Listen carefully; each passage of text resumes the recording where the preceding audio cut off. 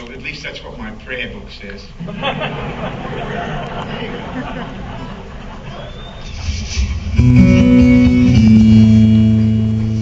me tell you a little bit about this song before I play it, so you know what I'm playing about. See, actually, I was asked in an interview in South Korea last year, and I said something before I even thought about it. The interviewer said, "What is it that you actually do?" And before I could think about it, the words out my mouth came, "I tell stories without words." And then I said, "Did I say that?" Must have been my subconscious speaking. So I try to tell stories without words. And this is one of those situations where I wrote a song because I was inspired by the sound of a certain chord, this one here.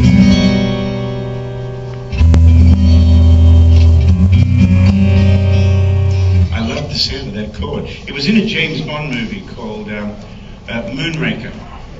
And it was written by the great John Barry, who wrote Goldfinger and Thunderball. And he's a great composer. And but I just heard that chord and I went, wow. And I said, I was on my way to the airport the next morning and I got my guitar out on the bus and I found the chord, and then I started getting an idea for a song from there. And so I got through security with this little guitar on my back. I always carry this one in a zip bag. And incidentally, I got a brand new guitar here, and I'd like to thank Mr. and Mrs. Delta Airlines for hacking a piece out of it. It's brand new, and I had to tape it up for a show like this.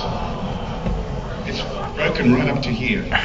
And this is the most, for those people who don't know this is the most vulnerable part of a guitar, because that's where all the pressure is. Where the wood is bent, where the wood is shaped like that, that's where all the pressure is. So if you're traveling, well, as much as I do, then you're mad, get off the road. No.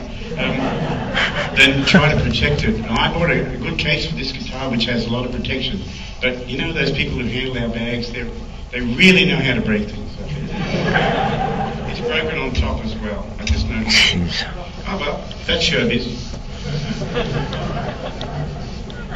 So it's held together with gaff tape. It's a rock and roll instrument.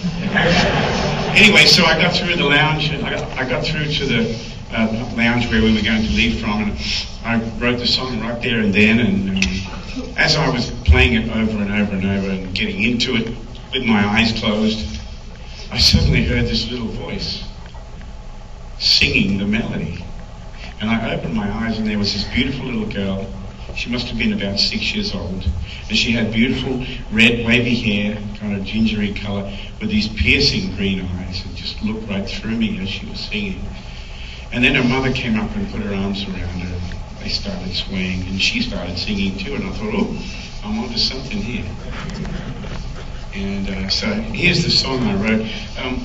And before we got on the plane, I asked her mother, I said, what's your daughter's name? And she said, Ruby. And I got down on my knees in front of Ruby and I said, Ruby, I've just written you a song. So here it is, Ruby's Eyes. Can't wait to hear it myself.